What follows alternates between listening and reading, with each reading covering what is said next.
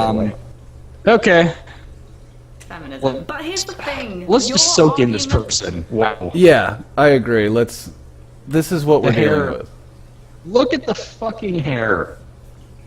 Not to mention, I'm offended at the YouTube pillows. Have you seen the subscribe pillows? I want to rip those out of people's houses and beat them to death with them. Fill them with fucking nails and beat them over the head with the pillow. It's just so sad. What's even more infuriating is the shirt. Look at the like black things. Yeah, it's a 90s style t-shirt. It's a throwback. That was a big thing in the late 90s. Yeah, those look terrible. And feminism, the radical notion that women are people. Exactly. So for whatever reason, you found yourself in an argument against feminism. But here's the thing, your argument sucks. Well, that's it. Okay. I mean, what else is there? I'm not even going to refute it. Your argument just sucks, okay? I liked the other one. I don't remember whose it was that said it, but someone's video was titled, "Your Argument Sucks Too." I think it might have been V. Yeah, this title builds itself perfectly for, like, a counter refutation. Yeah, it just doesn't make sense. You can't just start an argument by saying that. Start with the most basic shutdown against feminism. Feminism is sexist. You've come to this conclusion because you've been taught that sexism is basically the prejudice, stereotyping, and discrimination on the basis of sex. Okay, so it's pure critical theory then. We've gone completely into the realm of critical theory where it doesn't actually matter what the behavior is. If it isn't part of a bigger system, it doesn't count as that behavior. You seem to be under the impression that sexism correlates to its dictionary definition. Well, I'm here to tell you that you're full of shit. And you're sexist for believing that. Hooks. Yeah, you're sexist for believing that it meets the... However, dictionary definition of feminism, shitlord. Right. Before I even get into this, I just want to state that it's impossible for the oppressor to be the oppressed. That's the nature of oppression. That's like saying a king has no duties. You know that, right? It is impossible for the oppressor to be the oppressed.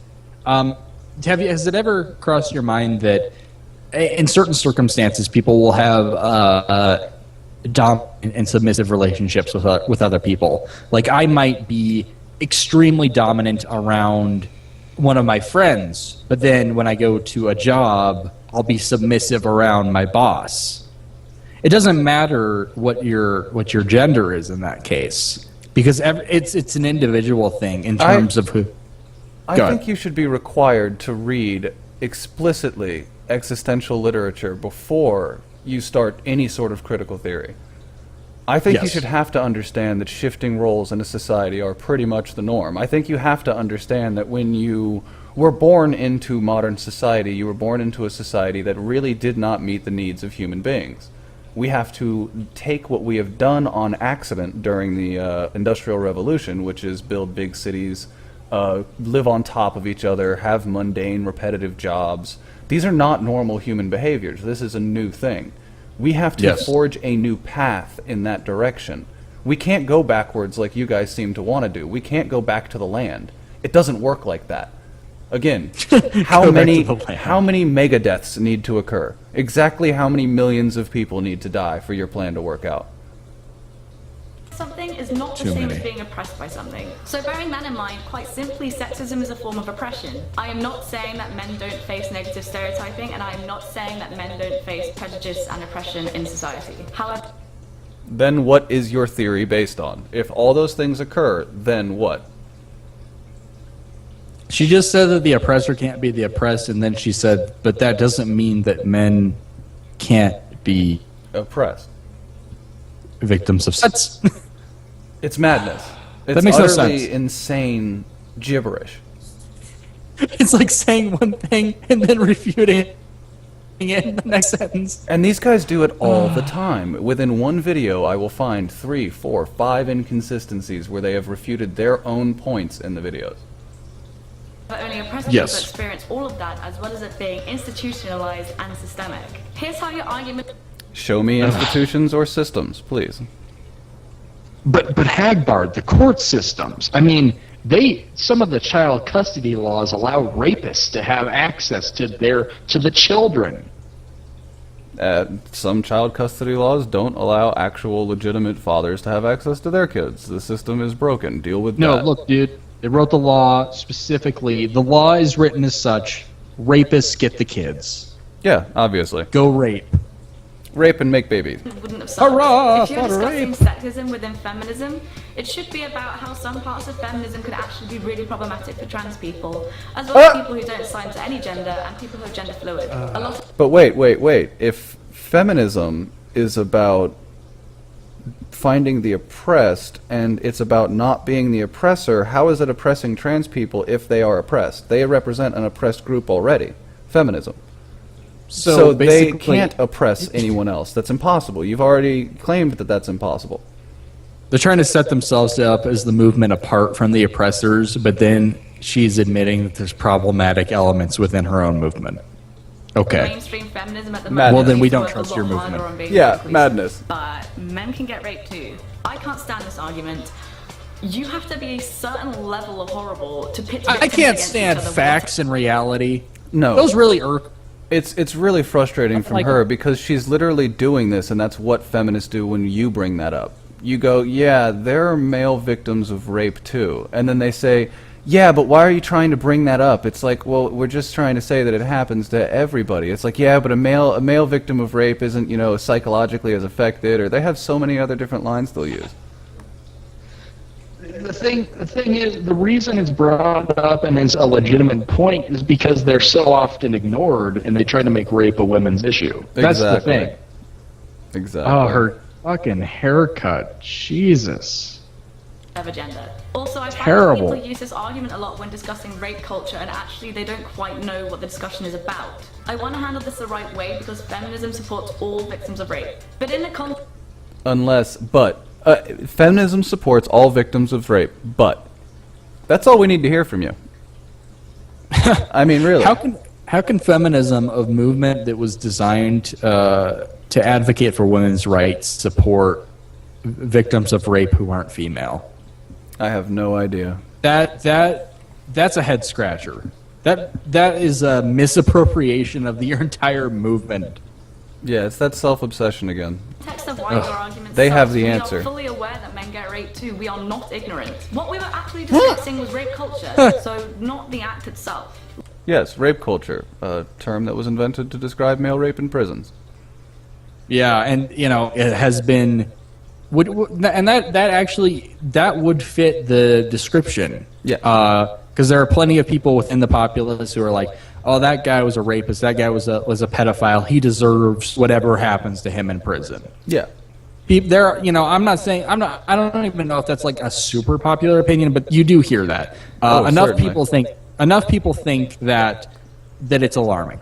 However, to try to apply that to the entire country, especially America, or I guess the UK for her, is just fucking stupid. It's absurd. Rape culture is when you ask victims what they were wearing. Were they flirting beforehand? Asking if they possibly had too much to drink. Whilst anyone can get raped, rape culture predominantly... They always bring up examples like this. I want to see video of this happening. It happens, but the way it happens is not the way that they describe it. Yes, the police ask all of those questions. People don't just walk up to rape victims and be like, yeah, I bet you were too drunk to defend yourself, you dumb whore. That's not how that works. No one does that. The police will ask, were you intoxicated? Because they have to take that into account with your story. They can't just assume that you're telling the right story if you were so drunk you were blacking out. Honestly, it's part of the investigative process to be. If you were drinking, maybe your drink was laced. What were you wearing? Well, it's easier to track you by what you're wearing on video camera than it is to track you by face, because most video cameras don't catch your face worth a damn. That's why they need these things. Wow, I didn't even think about it that way. And they is misogynistic. Yes, they're not. They're not. It's not the 1940s. They're not saying, "Was you showing some skirt, lady? You did what you did to get some provocation." That's not the argument here. They're saying, "Okay, what were you wearing?" So we can ask witnesses, "Hey, did you see that lady in the blue blouse and white pants leave with this guy?" Yes, I did. Did she appear intoxicated? Yes, she appeared extremely intoxicated. Okay, then perhaps he did indeed date rape her. They're investigating a goddamn crime, you crybabies. They're advocating against solving the crime. Wow. Yeah, because the less times, you have to understand, it's self-replicating. The less times a woman feels like the police will actually solve a rape or investigate a rape, the less they will actually report a rape, the more the feminists can say there's a rape conspiracy to keep women from reporting rapes. You're self-perpetuating the cycle. I think this is going to be the last point we end on, because then fuck the rest of this. Fuck it. But when it comes to that, this is where it crosses the line between like silly craziness and actual real life danger. Yeah, this is a bad idea. When you have this rhetoric, when you have this fucking rhetoric that makes women believe that that people won't care about them or their troubles or crimes committed against them, when you convince them that they live in a world run by misogynists, it is actually legitimately damaging to real victims of rape. Because, yeah you're right, they aren't going to report it. Oh my God. What if they why would you? You'd just be like, why? Because they're going to ask me all these, probing questions. They're going to convince me, or they're going to, tell everyone that I'm a whore that asked for it. Why would I go in and turn them into the cops? Everyone's going to mock me. Like we live in Saudi Arabia. Like we live in a country where a rapee is considered unclean. You allowed this rape to occur. It is a fucking self-replicating problem that they profit off of, and they don't want it to end. No, Wow. that's the problem. Once it's been institutionalized, they can't let it end because then the paycheck stops.